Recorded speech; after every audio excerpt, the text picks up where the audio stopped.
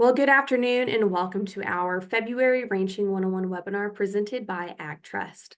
Today, you will hear from an industry expert and learn what cattle operation style could be right for you. Before we start, please join me in a short message from AgTrust.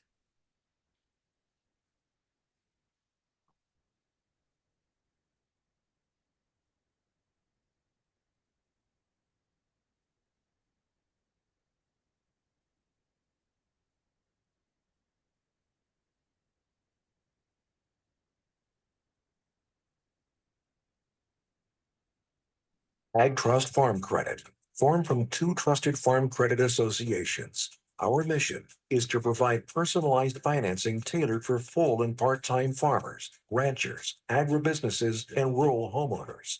And because we live in the communities we serve, AgTrust Farm Credit is here to help you succeed.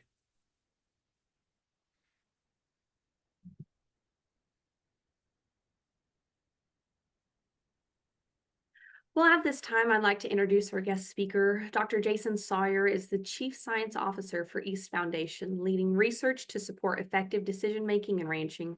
He holds degrees in rangeland ecology and range nutrition from Texas A&M and New Mexico State University, with over 25 years of experience in sustainable beef production and ranching system improvements.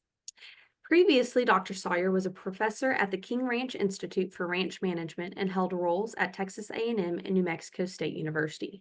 He continues to serve as an adjunct professor and works closely with industry partners on research and ranching innovations. If you have any questions during the webinar, please submit them in the chat box. And at this time, I would like to turn it over to Dr. Sawyer. Thanks, Brent. I'm sharing my screen. Can you give me a quick thumbs up if everything looks okay there? Yes, you're good to go. All right. Well, hey, I really appreciate the chance to visit with everybody today. And my goal really for today is to talk about this notion of what style of operation is right.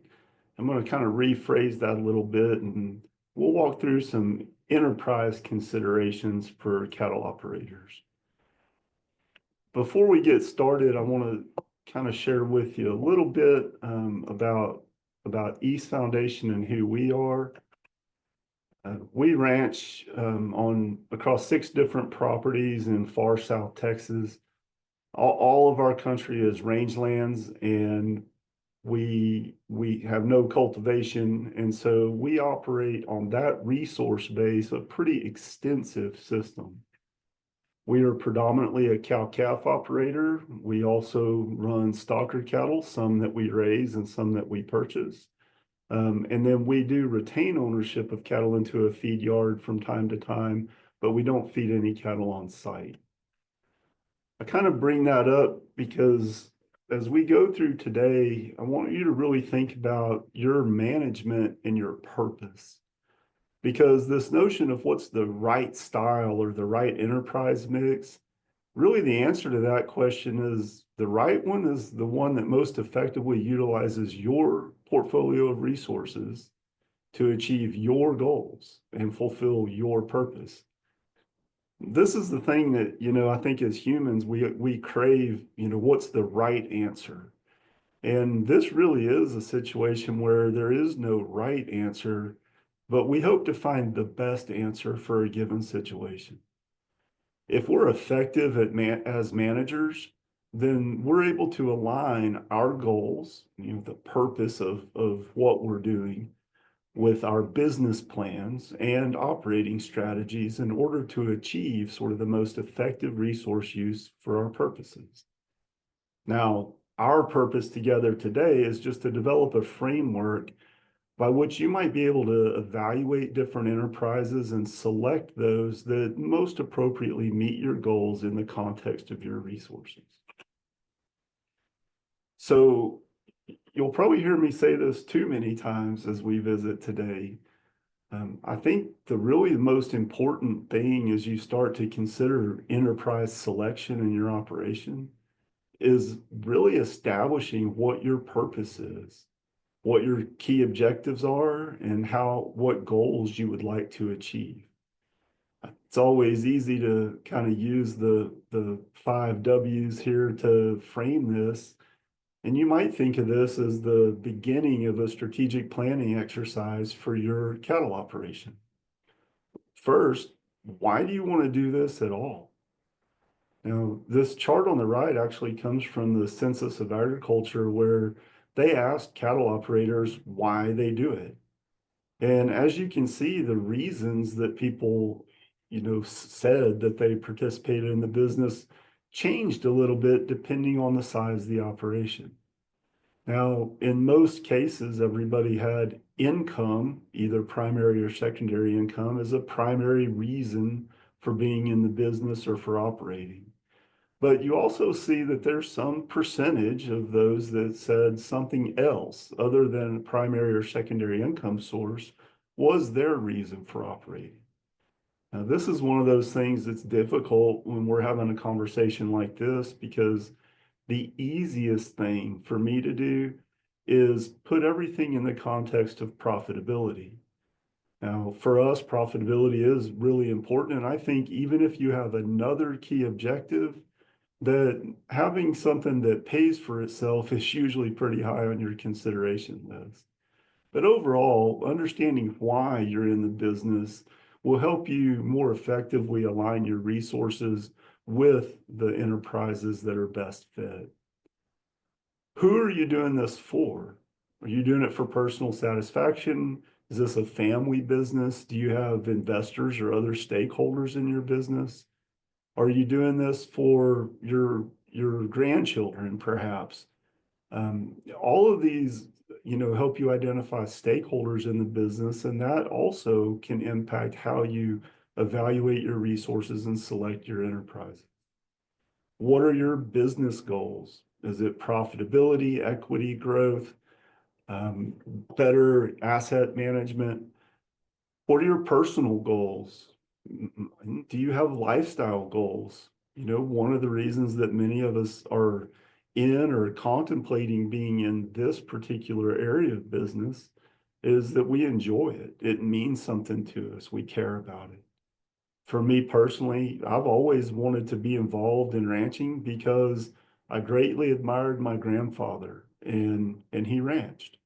And so that's a deeply personal thing for me, but it does have a big impact on the decisions that I make and how I operate on a day-to-day basis. So it's important to go ahead and acknowledge those things as you think about how different enterprise choices might impact your personal objectives and your lifestyle. When do you want this to take place? Are you already in the business? Are you thinking about beginning? Are you at the end of something else and making a change? And what is your exit strategy, or do you have one? I think it's always important, Stephen Covey says we should begin with the end in mind. And so even if your objective is to leave a legacy for your family, and you might think that that's something that doesn't end. And in our context at East Foundation, we have the objective to operate in perpetuity. So that doesn't have an end. But even knowing that, right, gives us an aim point. So thinking about where you are today, are you beginning, are you in the middle, and where do you want to be is an important aspect of selecting the style of operation. Because the style of operation that we choose, in other words, the enterprises that we select and the method by which we execute those enterprises is really the how we accomplish all of these other objectives. Now, you'll have to bear with me on my slide building here. We're going to kind of walk through something that I'm guessing everybody's familiar with, and this is really kind of the beef supply chain. And as we walk through this, I want you to think about these two questions. Depending on where you are in this supply chain, who is your customer and how do you plan to sell to them?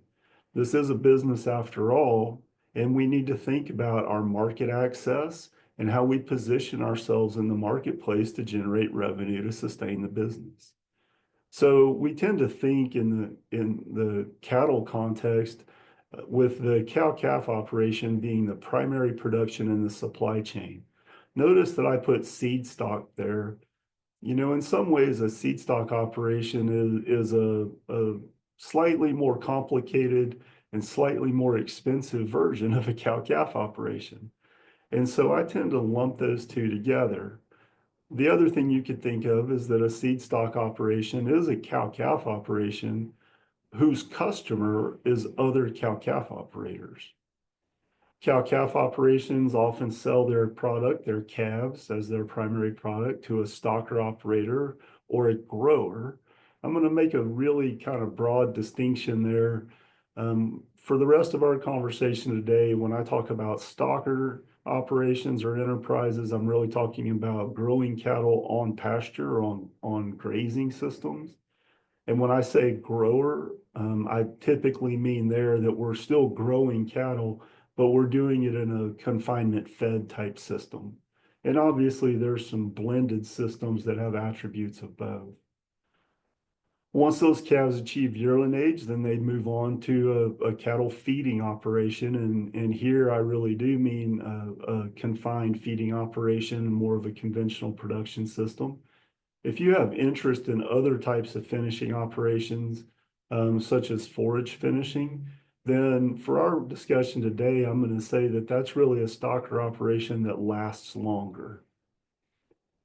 Now, the feeding or finishing operations are going to transfer those finished cattle that are ready for processing to a packer, and then, you know, loosely from there to a wholesaler, and then either to hotel, restaurant, food service when we go out to eat and consume beef, or to a retail outlet when we go to the grocery store to buy beef. And at the end of all of that chain is the consumer of that beef product. So as we think about this overall supply chain, where do we find ourselves in this, depending on the enterprise that we select? And how do we think about the needs of both our immediate customer and the needs of the entire value chain? And it's important to consider that because there's a product flow in this supply chain, but there's also a money flow in the supply chain. And so if we want to ensure that we have consistent fund flow back through the supply chain and recover revenue for our business, we need to be considerate of how our customer sees our product. Now, as we kind of get started and start thinking a little more carefully about enterprise selection, we really can't do that until we've taken some inventory of the portfolio of resources that we have in order to support this business. People talk all the time about agriculture as being a resource intensive or capital intensive business, and that's absolutely true. This is a resource or asset management business. And so the primary asset that we typically think of is our land resource and the production potential of that land. Now, that land could be owned or leased. And if you look at the graph in the panel on the right there, again, from the Census of Agriculture, you see that as we increase the herd size for cow-calf operations, you notice some changes in their land resource base. In all cases, across all operational sizes, we see a high percentage of operators report that they own land, and a smaller percentage indicate that they lease land, or in some cases that they run on public lands, state or federal grazing land. Now, it's important also to note that if you added up the percentages in any of these categories, they're greater than 100, meaning that for many operators, while they may own a land base, they also lease or rent additional land in order to expand their business. And this is true across all operating sizes, but it tends to increase. In other words, the access to leased land tends to increase as we increase the size of the business. Regardless of whether you own or lease land or both, that land has some production potential, which is often influenced by whether it's native rangeland, if it's some improved forage base, or if in fact it's cultivated land that's used also for grazing. In our case at East Foundation, 100% of our ownership is rangeland. And that in a relatively low rainfall environment, our average precipitation is about 19 inches a year, and it's pretty variable. On rangelands and semi-arid situations, our ability to produce forage on that land is lower than it would be in areas of higher rainfall or different forage types.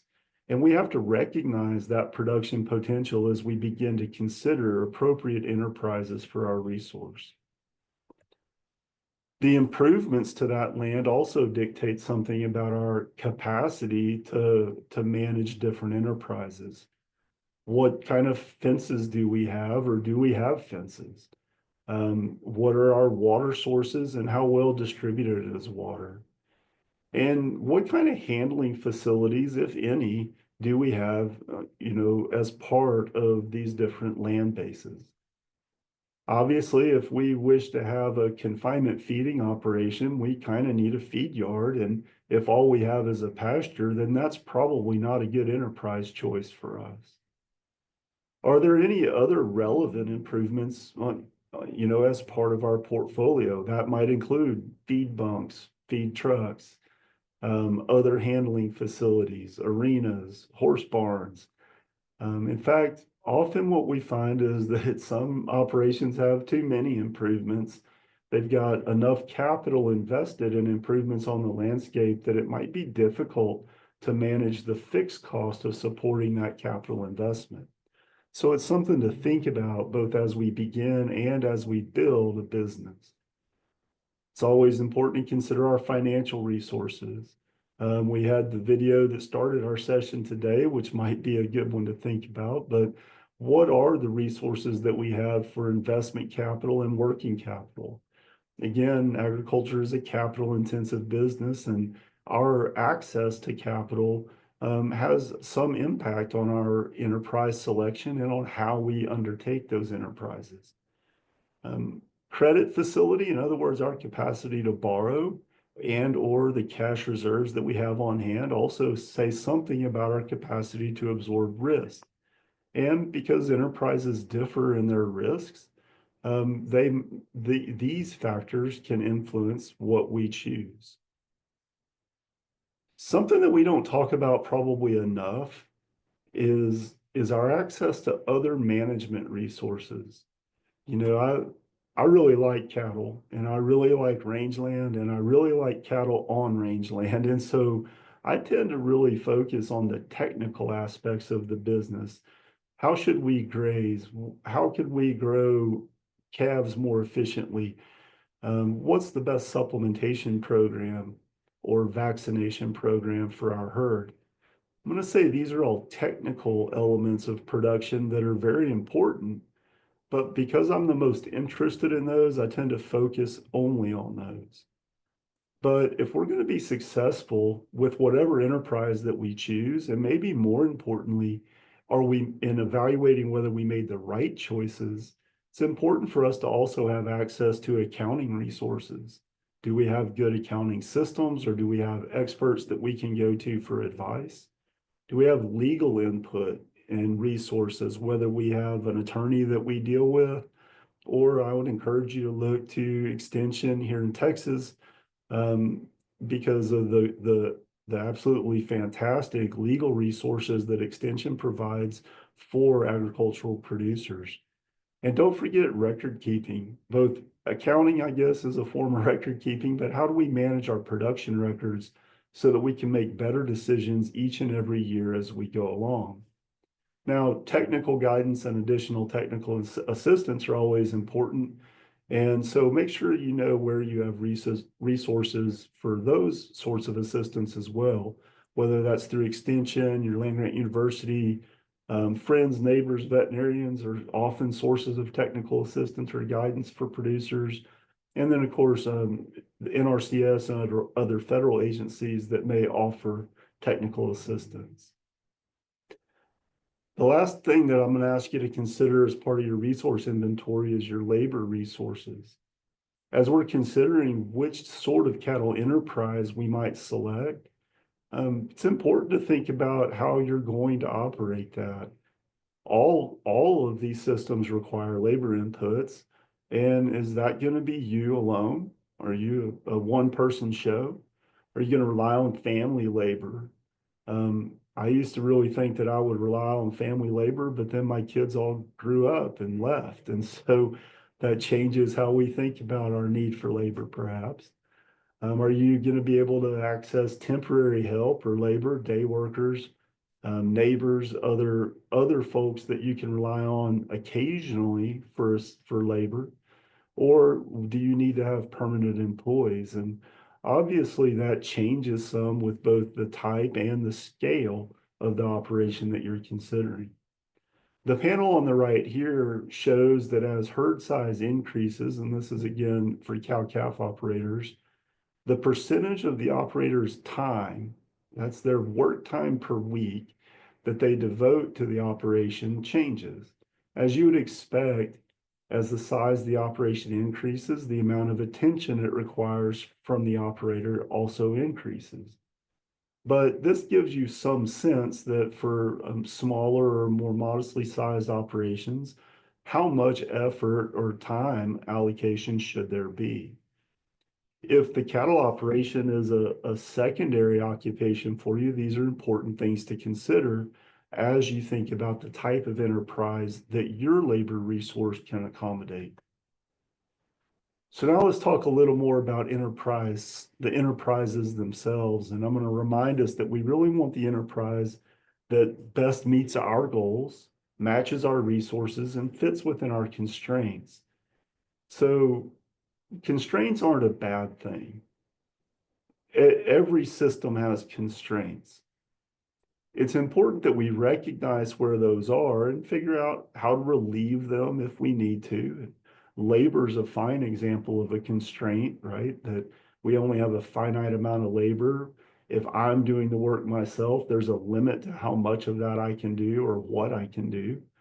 And that's my labor constraint. I could relieve that by hiring somebody or asking somebody to come help me.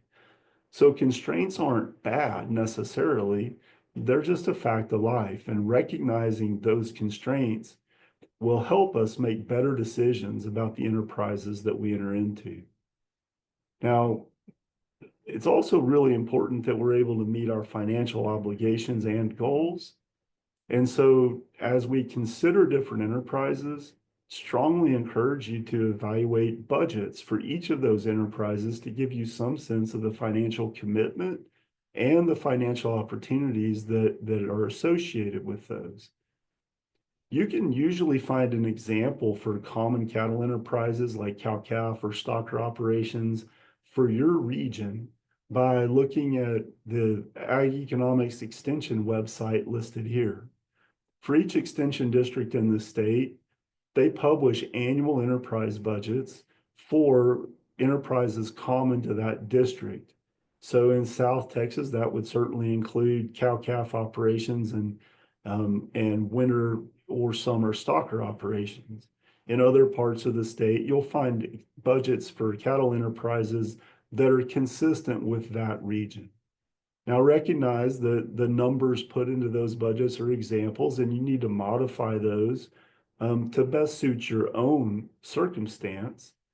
But looking at these enterprise budgets and adjusting those appropriately can help you determine what the opportunities are in each of those different areas, and then help you make a decision about which one or perhaps several of those enterprises you might wish to engage in.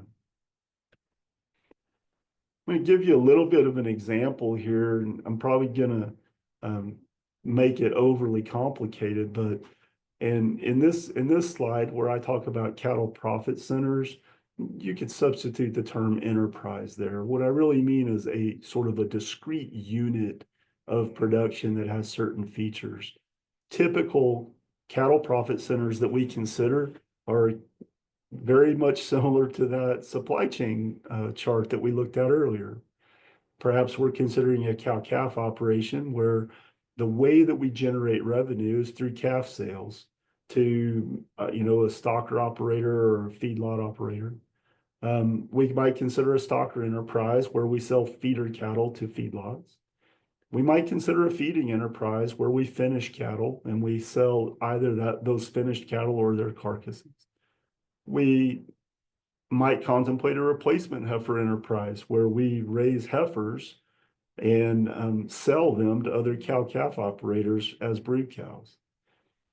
As I mentioned before, a seed stock operation is a sort of a particular type of breeding animal producer whose primary customer is other cow-calf operators. So those might all be examples of enterprises we would consider. In order for us to evaluate those or even think about combining them, we can look at any one of those profit centers or enterprises as a standalone business. If we operate multiple enterprises within our cattle operation, then it may be that in certain years, one may lose a little bit, but those losses could be offset by profits or gains in another enterprise. And this leads to the idea of diversification. Often diversified portfolios are not necessarily more profitable overall, but they tend to be lower volatility or have lower variability in net income. When we analyze these enterprises independently, even if we're operating in more than one of these spaces, it allows us to use some discretion in our management, make better decisions, and think about our opportunities to add value as we move from enterprise to enterprise. I tried to draw a picture of what I think this looks like, and so I'm going to use this sort of example of what your Land and Cattle LLC might look like. It's also important to note that often ranching businesses are named something like your Land and Cattle Company, because we really can think about two big asset pools that are the fundamental drivers in the business.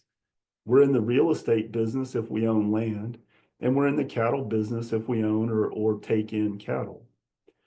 That land business, like all real estate businesses, has different ways of accruing value, and the cattle enterprises themselves are ways of accumulating value.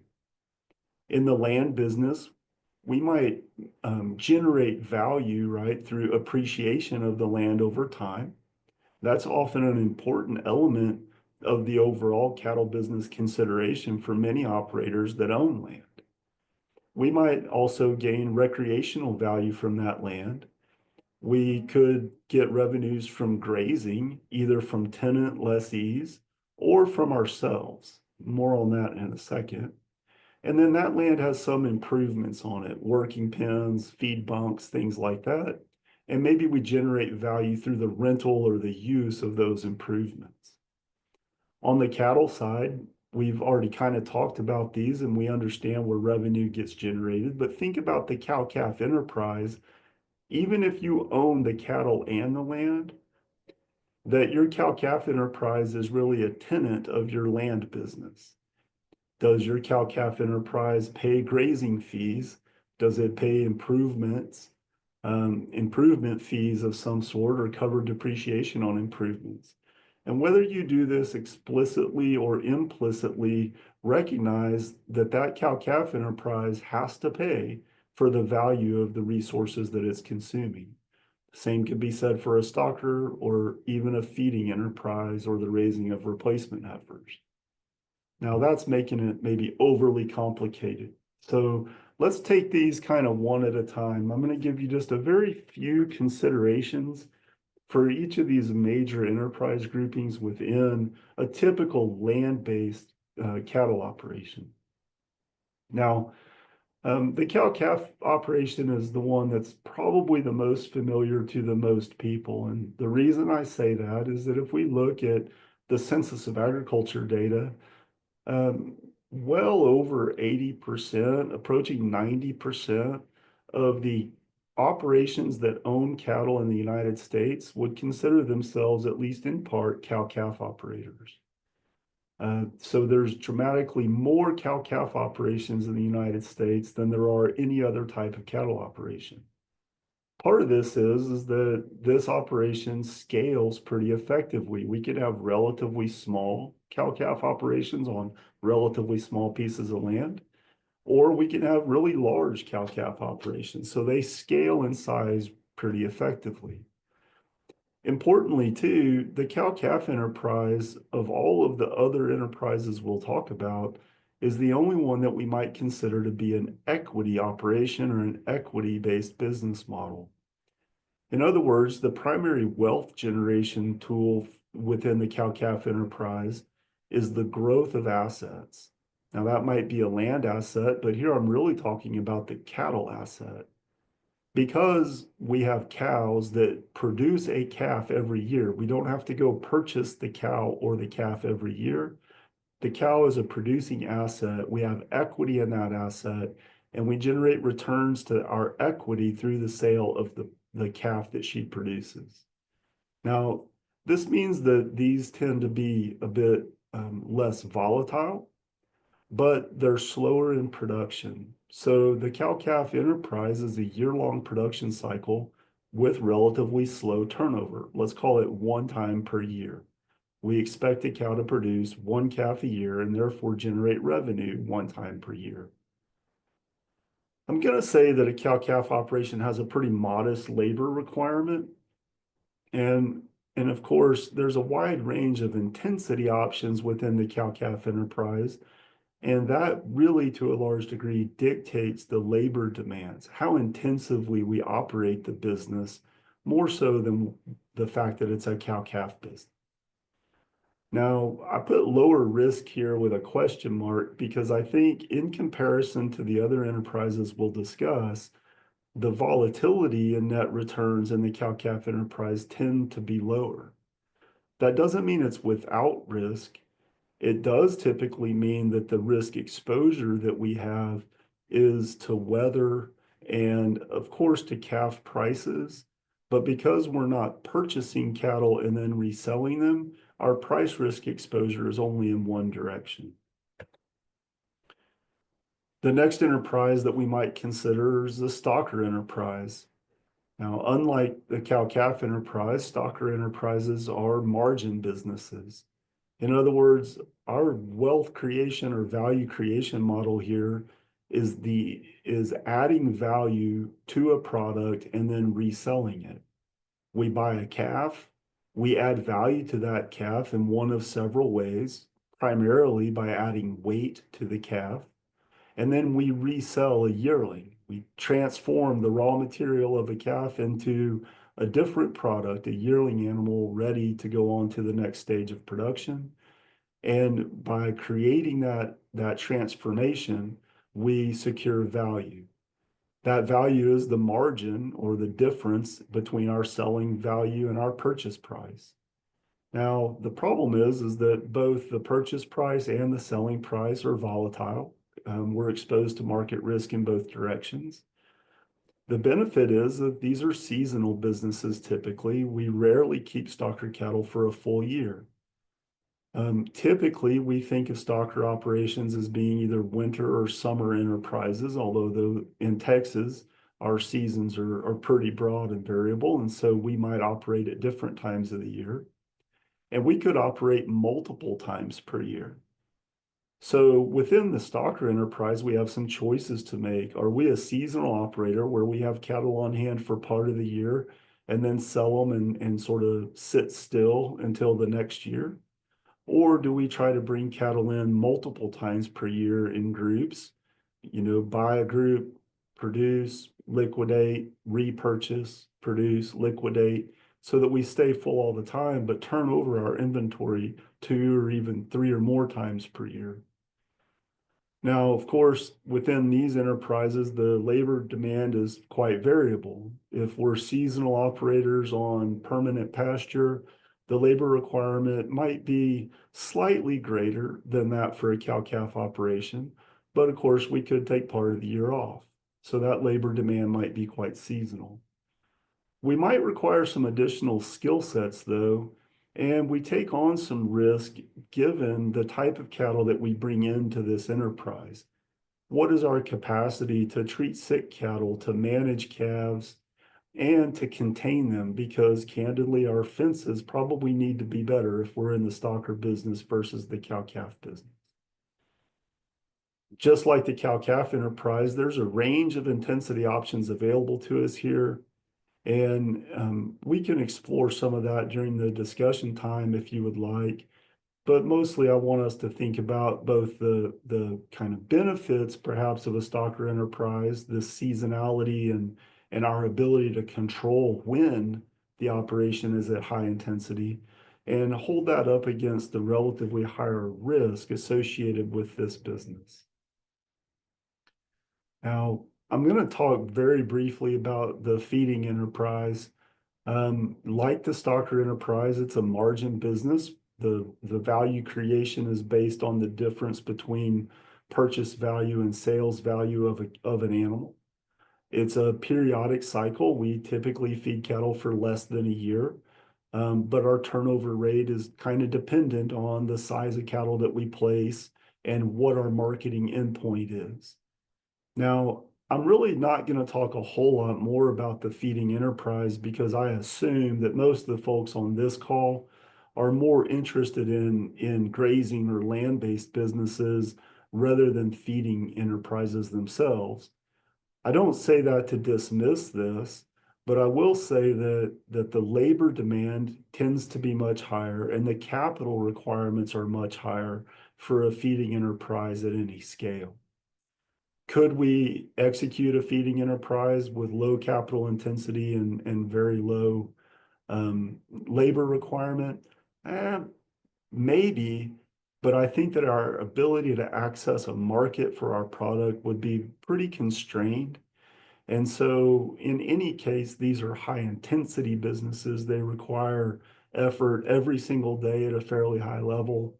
And that itself creates some risks and likely means that this enterprise as an operator might not be a consideration.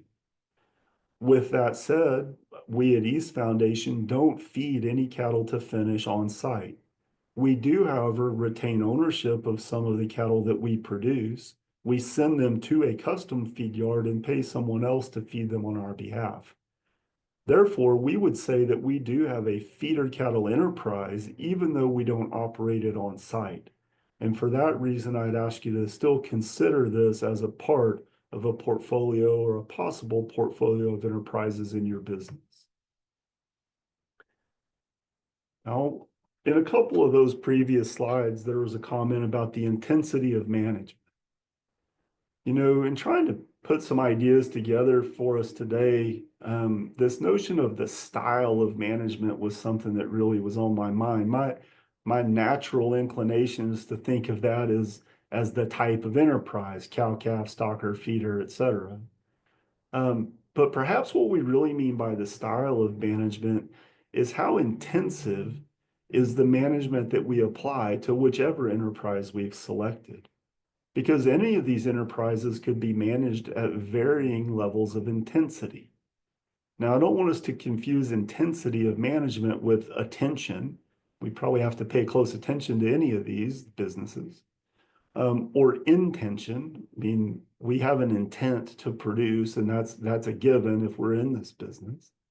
Or even competence, because often people think that people who manage at a very high intensity level in some way, does that mean that they're better at it? Or if I elect to not be such an intensive manager, am I just not as competent? I don't think that's the case. Again, I think this has to do with how we expect to extract value from the resource base that we have. Because as we increase management intensity, we typically increase the demand on resources. We might increase the demand on the improvements that we have. In other words, if I wanted to have a feeding operation instead of a grazing operation, I would need more pens and bunks and equipment. So I have to have more improvements. We might increase the labor demand. An example of this might be if I have a very high intensity grazing system that requires me to move cattle on a daily or every other day basis, I'm going to have to be able to supply the labor to accomplish that. And when we increase the intensity of use of improvements in labor, we often increase the capital intensity of the business. And our expectation typically is that by increasing management intensity, we're able to increase productivity and therefore service the demands on that additional capital.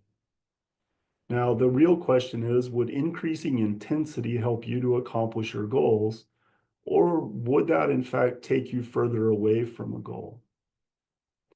The best way I know to explain this is that often folks have a love for land. Maybe they have family land and they wish to be engaged in the business.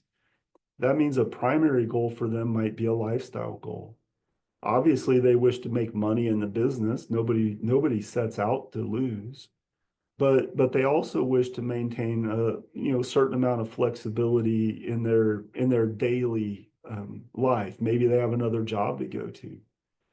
And so that would have some impact on their ability to increase greatly the intensity of management in the cattle business. And it's important to recognize those trade-offs so that we don't paint ourselves into a corner and develop a system that requires much more management intensity than we can deliver, given the other objectives that we might have. So let's think about some cow-calf systems a little bit as an example maybe of how we think, or I think about these changes in intensity. So what I've got here is a pretty simple flow chart. Let's call this the most straightforward cow-calf enterprise that we might operate. This would be a single enterprise operation. In other words, all that I'm really doing is having a cow-calf enterprise. I have a spring calving cow herd in this example. Occasionally I have to replace cows. They fall out of production or fail for some reason. And I'm probably going to purchase bred replacements to bring into my cow herd. So I'm not raising replacement heifers on site. Those spring calving cows are going to generate two sources of revenue. I'm likely to sell open or non-productive cows once I recognize them and generate revenue from coal sales that partially offsets the cost of replacements. Bred cows, of course, I'm going to retain in the herd and continue to get production from them year after year. What they produce is a weaned calf, and I'm going to sell that weaned calf, likely through a conventional mechanism like taking them to a local auction market or perhaps selling them to a neighbor who's interested in running stocker calves. So this is a pretty straightforward enterprise. I could, of course, add enterprises to that. So on the left, you can see that sort of base cow-calf enterprise still in place there, where we have bred replacements coming into a spring calving herd. That spring calving herd generates weaned calves. And now those weaned calves have two different directions to go. I could go ahead and sell them, and that would be my base cow-calf enterprise, or I could transfer those weaned calves to a winter stocker program. After that winter stocker program, again, I have a couple of different ways to go. I could sell yearlings off of, say, winter wheat or winter pasture. Or I could take, if those calves were a little bit light, and move them onto some summer grazing as summer stockers. If the cattle had achieved a yearling weight that was desirable, but I thought there was additional value to be captured, I could send them to a feed yard. Those summer stockers, kind of like their winter counterparts, could be sold at the end of that summer term, or I could transfer them to a feed yard. And of course, from the fed cattle element, I would be selling fed cattle probably into a packing plant. And so you can see here that I didn't really change the base cow-calf enterprise, but what I did was added some additional enterprises into the business. And that's probably going to increase both the complexity and the management intensity required to operate. This is another example where rather than necessarily adding the stocker enterprises and so on, we're looking at expanding the cow-calf enterprise into two different units. So in this example, we have spring-born heifers that we would raise. As they become yearling replacement heifers, if they're bred, they enter a spring calving cow herd. If they're not bred, they're still just yearlings, and so they could be sold as feeder calves. Those spring calving cows, if they remain pregnant, remain in a spring calving herd until they become open. A cow that misses an opportunity in that spring calving herd, in other words, she fails to become pregnant one season, gets transferred into a fall calving herd, so she gets a second chance. So long as she remains bred and productive, she remains in that fall calving herd until she becomes open at some point in the future, at which time she's sold as a cull. Now, and obviously we would be removing or selling weaned calves out of both the spring and fall calving herds. This particular example happens to be the cow-calf model that we use at East Foundation. And obviously this increases both the scope and sort of the scale of our cow-calf operation and increases its intensity. The reason that we increase the intensity here is it gives us better utilization of a critical resource. That critical resource is cattle.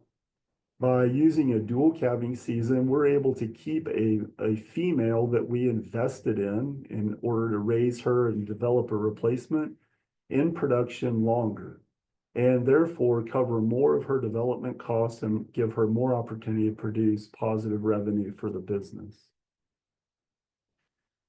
Now, another way we might think about intensity is the number of cattle or inventory. It's important to think about inventory whenever you're selecting an enterprise, whether that's cows and calves or stocker cattle, because inventory is related to our cost function. As we increase inventory, we reduce the fixed cost per animal. And you see that in the sort of red colored line on the graph. As we increase the head count, we are able to dilute or spread those fixed costs over more units, and therefore they go down. Now, for every animal that we have, if it's a cow-calf operation, a good way to think of this is I'm going to feed that calcium supplement and provide some veterinary expense, and that varies by the number of heads. So I spend the same amount per animal, and the more animals I have, the more I spend. Now, the variable costs here are represented by the yellow line. At some point, as we increase inventory, we kind of overrun our resource capacity. In a land-based business, you might think of this as we have more cattle than the land can support. And when that happens, kind of where that red line and yellow line cross, what we see is that we have to increase the variable cost expense, probably by purchasing more feed or hay in order to make up for the capacity that we've overextended. When we do that, we start to eventually see our total costs increase. So this relationship between inventory and cost is really an important one for us to consider and think about how our enterprise selection fits into our goals. In most cases, we wish to be a relatively low-cost producer because we rarely control the price that we sell at. And so by managing costs, we tend to both work within our resource constraints and optimize net revenue to the business. When we think about inventory in the context of a grazing business, we're really talking about stocking rate, because our inventory is what dictates our stocking rate on a given size piece of land. If we wish to increase inventory much beyond the capacity of our land base, we have to acquire more land or lease more land in order to expand the operation. All of these are positive things, but important for us to think about in the context of both selecting and increasing the intensity of any enterprise that we manage. I leave this slide in here. This isn't really a grazing management talk today, but we're talking about grazing-based businesses, and it's essential that we remember that stocking rate, this relationship between inventory and our land base, is, excuse me, likely the most critical decision we make as cattle managers. It impacts how we use our resources, how much value we generate, and importantly, the capacity of that resource to continue to generate value into the future. I'm going to go ahead and pass over this. And again, I'm putting these in here in part so that we can discuss these as we go through the rest of the talk, or after the talk is over. But I do want to point out in this context of intensity that often people associate intensity of management with a selection of a grazing method or a grazing approach. Regardless of the approach that we take, stocking rate's still an important consideration, and we need to consider our capacity to adopt higher intensive grazing methods given the resource of labor, management attention, and infrastructure that we have to support it. So as we think about this sort of style of management, I want to remind us that the right enterprise mix is the one that most effectively uses the resources we have to achieve our goals and fulfill our purposes. Only you can define what those goals and purposes are. It's really impossible for me to guess what those could be for you. If we're effective, we align our goals and strategies in order to do that. And I want to take just a quick moment and kind of illustrate what this looks like. I don't know what your purpose might be for being in the business. Our purpose is to operate an efficient and sustainable production system where healthy rangelands support both livestock and wildlife populations, and that those things together maximize the long-term value of a South Texas ranch. We view land as the most important asset that we have and the one that's going to last forever. So our goal is to maximize the long-term value of that land. And by value there, I mean its capacity to continue to support livestock and wildlife populations far into the future. The way that we do that is we aim to increase carrying capacity so that we can increase inventory and manage our costs. To increase carrying capacity, we have to improve the resource over time. So the decisions we make today need to be aimed at making the ranch better in the future. We're not going to exploit the ranch today and sacrifice its future productivity. Another strategy for us is to increase production value and production efficiency.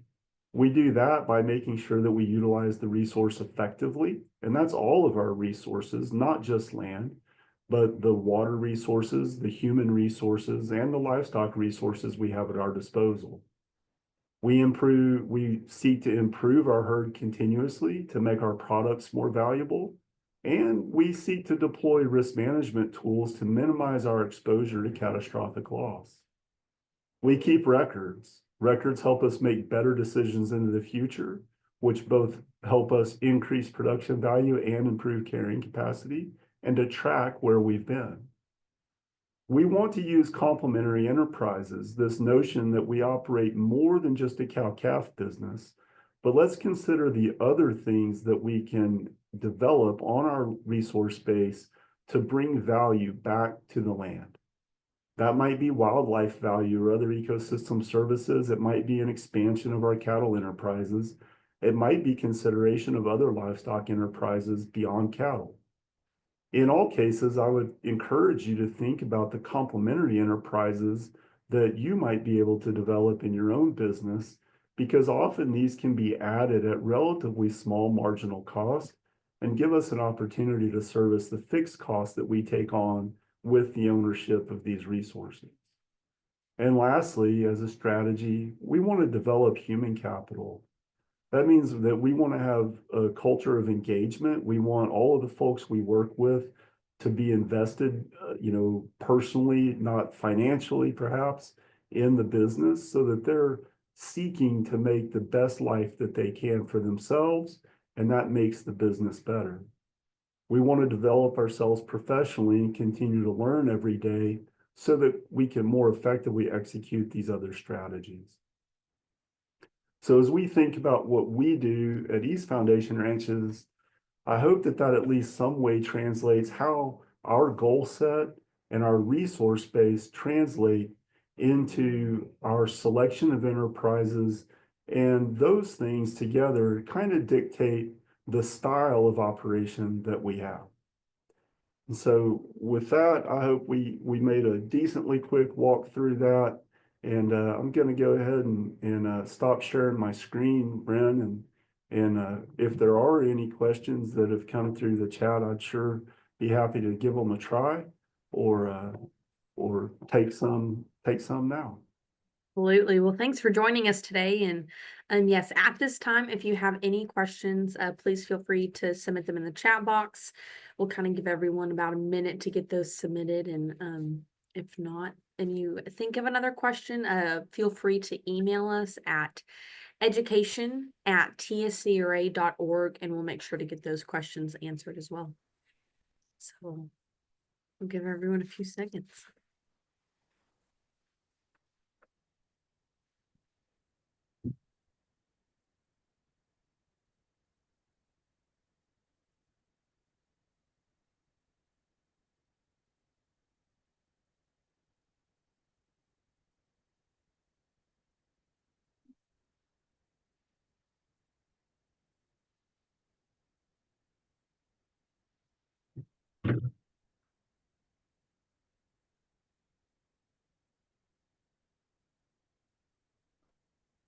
I think that one's a question for you, Bryn. Will folks be able to have access to this later on? Yes, I will send out a link via Zoom. You will get access to watch this recording on our YouTube channel, so you will be receiving that link to watch this.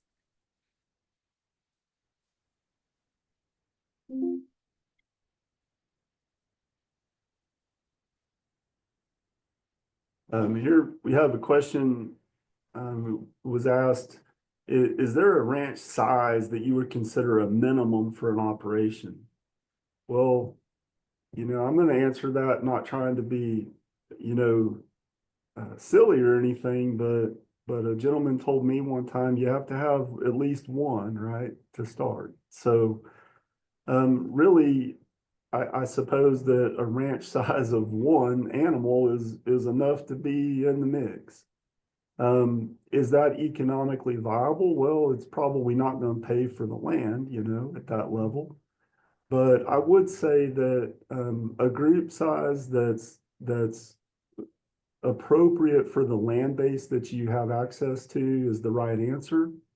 And that, in terms of being able to effectively market animals, probably in the 10 head or so range is a group size that's functional. Less than that, if you have less capacity than that, you might think about some other alternatives, but there's no real rule there. We tend to think of an economically viable cow-calf operation, in other words, one that's able to support a family of 4, as being somewhere around 300 cows. But again, remember that 90% of the operations in the United States have fewer than that. So for most people, they're not expecting the ranch or the cow-calf business to support 100% of the family's living needs. So if you're interested in being an operator, in some ways, the cattle business is the most democratic business there is because you can start at any size and grow to any size. So I hope that's a fair enough answer for the question of what's a minimum size for an operation. Another question that's come in is, do I have an opinion on starting a purebred operation? I'm gonna say I don't want to give away the secret there on the breed type, but a purebred operation based in Frio County on a decent sized piece of ground. I'm sort of breed neutral. I'm just going to be honest about that. Do I think that there's an opportunity for somebody to make, initiate and start a business on a moderately sized piece of land? Again, it's a matter of matching the resource base to the enterprise. In the region of Texas you're talking about, where brush can be a problem in terms of limiting pasture productivity, remember that brush is also an asset in terms of providing wildlife habitat. And so do I think that it's feasible to initiate that operation? Absolutely. The question I would ask about any very sort of particular purebred operation is, what market outlet are you seeking? And do you think that you have a good enough outlet for that particular product that you can generate consistent revenue? sometimes with breeds that are very unique, it can be difficult to identify a market for purebred animals. And those animals may or may not command a premium value in the sort of conventional marketplace. And so that would be my caution, is explore your market outlet before you make a full commitment to that particular business.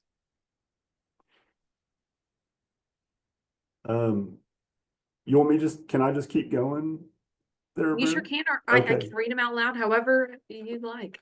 I'll just keep doing this if it Okay. suits you, but you Yeah, just absolutely. stop me. Okay, so here's a question here about using virtual fencing. One of the several systems perhaps that are available today for virtual fencing as a way to I'm kind of interpreting the questions here a little bit, obviously, but as a way to increase sort of control of the cattle, or rather than building permanent fence or other sort of temporary fencing solutions that might exist. We actually have evaluated the virtual fencing options in the context of our operation, and I'll to be fair there, our operation is characterized by relatively large pasture sizes.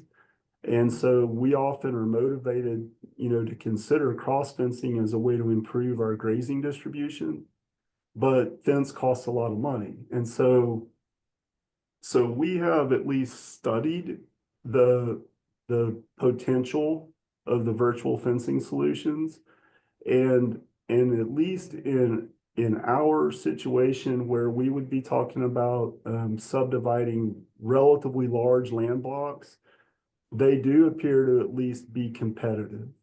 Now, we don't have any direct experience. In other words, we haven't deployed those systems in our operation yet. As I talk with folks that have, the reviews are of course mixed. Nothing's a perfect system, but I do think that people find that those systems have improved and in certain situations have been beneficial for those operators. So without knowing a lot more about the details of the situation, my best answer there is that yes, I do think that technology has advanced to a point where it's worth considering and can be cost competitive with permanent fencing solutions. It may not be cost competitive with sort of temporary or electric fencing solutions, but again, depending on where you are, electric fence may not be viable. And so the virtual fence systems are certainly worth a look. I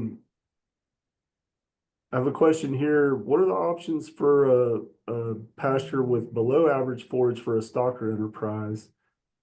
Well, if you have a pasture with below average forage quality or productivity, a stocker enterprise probably isn't the best choice, or not the one I would look to first. The reason is that in a stocker enterprise, I'm really counting on relatively high volumes of relatively high quality forage to support growth. And so for lower quality forages, cows are probably better users of that resource, and a cow-calf operation might be relevant. Another option, again, consistent with the question that was asked, is if I had a relatively low, maybe it was an old piece of farm ground that had come out of production and really wasn't very productive as a forage generator, could we turn that into some sort of a stocker or backgrounding operation? And the answer to that is yes. With all of the considerations I gave before about the capital intensity required and the risks associated with those types of businesses. The other thing that I would say is make sure that you understand something about the drainage associated with that site and compliance with environmental regulation about discharge of waste, depending on how many cattle for how long someone was planning to hold there. Okay, do I see direct to market as a next wave with purebred herds? Well, I actually thought about having a section in here about direct to consumer, direct marketing of finished beef. But but in the interest of time, I kind of left that out. Certainly, the capacity to market in that way has increased dramatically with social media and the communication mechanisms that we all enjoy or are cursed with, depending on whether you have teenagers at your house, you know. And so I think that the opportunities for that have certainly expanded over the last 20 years. There are some significant hurdles to overcome in that business. And those have to do with regulation associated with process inspection and the ability to market, you know, whole carcasses or half carcasses or quarters. You know, typically people want to buy steaks, and they're willing to pay a lot for a steak, but not so much for a hamburger. And so the ability to develop those markets and to be able to distribute effectively to those markets is a pretty significant barrier, I think, for entry. With that said, that doesn't mean there's no opportunity. Clearly, there's opportunity, and we see those types of products in the marketplace, but recognize that they're a tiny fraction of the total volume of the beef business. And so I would certainly go through this process we talked about today of really evaluating the budget for an enterprise like that, identify those barriers before I had a lot of capital invested in it. The kind of add-on to that question was especially with purebred herds, and I'm going to match that up with the prior question that was asked about a purebred operation. I would say that you know, America is a great country. If you can make a market, you ought to, but I don't know how important a breed specific DTC type of an approach might be. I would probably aim at securing the breed types that would give me the best and most efficient production of the product I wanted to sell, and then worry if I could get, you know, capture some market attention because it was a particular breed. Okay, let's see, comment about getting cows rebred. There's two comments there, like bull power is one and kind of heifers is another. So, you know, for smaller operations, bulls are a capital expense, right? And that's how we treat bulls. And they're a necessary component for us of creating calves. And so we're always looking for ways to make bulls a lower cost burden on our cow business. One of the ways we've done that is by having 2 calving seasons. So we get to use a bull twice a year instead of once. That doesn't work for everybody. You know, owning versus, say, leasing a bull, you know, there's some opportunity, I think, there, especially for smaller operators where, you know, I might need 1 or 2 bulls to cover my cows, but I only want them for 60 days or 75 days a year. And the rest of the year, they're just kind of a challenge, right? I either have to have a place to park them or they tear up fences. And I mean, personally, bulls are a real pain, you know, for me. They just take up space for 300 days a year. But, and so I think leasing bulls or thinking about a cooperative arrangement has some merit. There's some risks associated with that because of the potential biosecurity risks that you introduce there and the spreading of diseases that can be catastrophic in your cow herd. And so if you're going to consider leasing bulls as a way to minimize bull expense or improve your resource use by not having to warehouse bulls for part of the year, certainly consider that, but do it with a reputable operator and one that can give you a test guarantee on bulls, so that you're minimizing your biosecurity risk, and make sure that your vaccination protocols in your cows are supportive of that sort of a decision, I guess. AI is certainly an opportunity there as well. At small scale, the cost per head of AI can sometimes be pretty high because of technician costs and semen storage and things like that. And so I would do a pretty careful evaluation. And the other part of that, if you're the AI tech and you have semen on site and you can breed to heat and you're willing to rebreed cows multiple times to get them bred, then maybe it has a place. If you're doing timed AI, set cows up and AI like one time, then likely your conception rates are gonna be sufficiently low that you're gonna want to clean up bull anyway. But do I have an opinion on keeping heifers to be bred by the original sire? Yes, it's a bad idea. In fact, I would say that if you're in a scenario where it suits your resources to have a cow herd and maybe even have a bull that you leave out year round, and that's not necessarily a recommended practice, understand, but I'm just going to tell you, I'm a realist, and sometimes that is the best way for somebody to operate and let your cows calve seasonally dependent on nature, and we can kind of control some of that. If that was my scenario, then I would market every heifer calf I produced and I would purchase replacement heifers. In fact, I would say that for operations that are, commercial type operations that have fewer than 100 cows, I think unless you can specifically make a market, you're like really good at raising replacement heifers and selling them. I would say that buying bred cows is probably your better option, and go ahead and maximize your revenue from each calf crop by selling all the heifer calves you produced. If you're good, there's one more question. I'm good to keep going if you are, bro. Yeah, absolutely. We can answer this last one.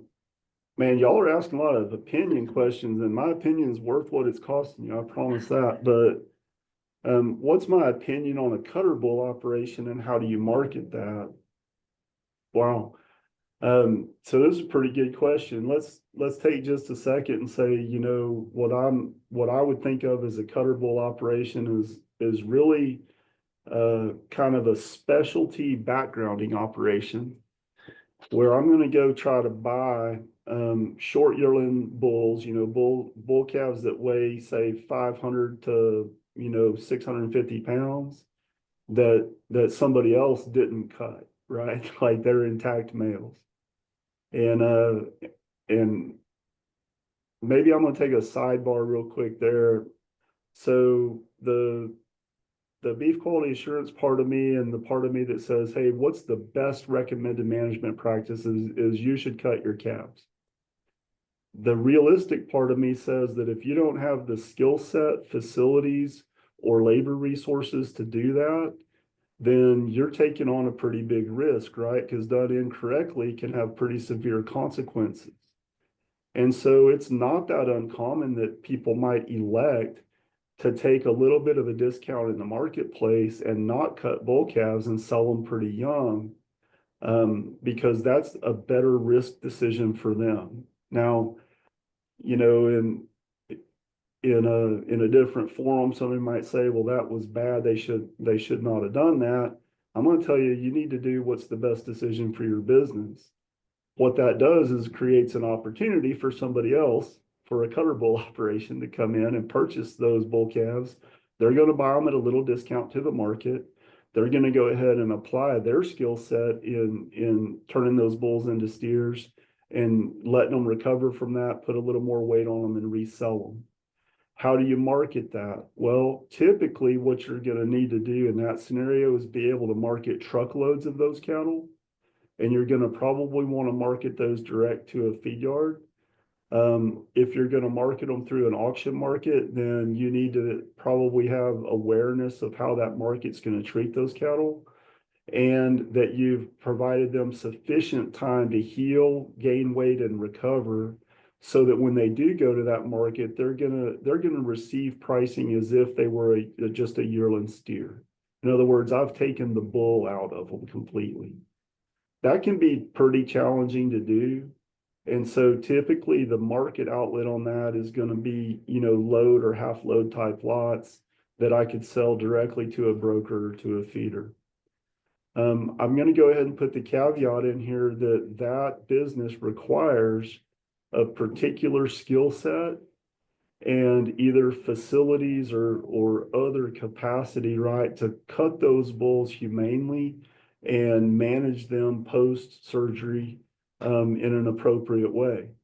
And that's not trivial, right? Like that's not a small thing. And so while certainly you can make a good market there, that I would consider that to be a specialty business, not the starting out place, right? Like that's a place that maybe somebody, has lots of experience in the business or has experience with that particular enterprise and maybe has facilities where they could grow some cattle. And that would be a way for them to gain an advantage, right, in their area by not having to buy really expensive calves, but by buying a product that other people don't want very bad. That's a great strategy. I just want everybody to be aware of what the risks associated with that are and be prepared to manage that risk. The production risk is what I'm really talking about there. And make sure you have a good market outlet before you go borrow a bunch of money and buy 2 loads of cutter bulls. So Good deal. Well, I think that's all the questions we have right now. right, we wore them out. And if you did have a question and you did not ask it, and you think of it later on, please, like I said earlier, feel free to email us at education@tscra.org, and we're happy to get those questions answered. But we just want to thank everyone who joined us for today's Ranching 101, and we hope to see you all on March 18th. We'll be talking about what grazing management style is right for you. Thanks for joining us today. Have a good one. All right. Thank y'all for having me.